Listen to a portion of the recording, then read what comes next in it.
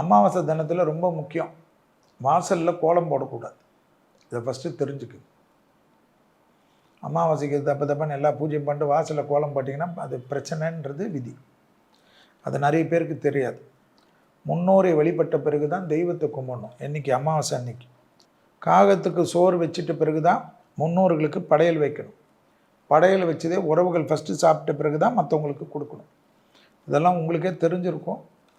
ஆனால் அந்த கோலம் போடுற விஷயம் சில நூல்களில் உண்டான ஒரு அற்புதமான விஷயம். அதை ஞாபகத்தில் வச்சுக்கோங்க. ஜோதிட ரீதியாகவும் சரி, சாஸ்திர ரீதியாகவும் சரி, ஆடி அமாவாசை ரொம்ப மகத்துவமானது. அன்றைய தினம் அதிகாலையில் நீராடி விட்டு முன்னோரை வணங்குங்கள். அதாவது தாய் தந்தையர் இருந்தாலும் தாத்தா பாட்டி நம்ம இடத்துலேருந்து போன மறைந்த முன்னோர்களை வழிபாடு செய்வது ரொம்ப அற்புதம். பிறகு குலதெய்வத்தை கும்பிடுங்கள்.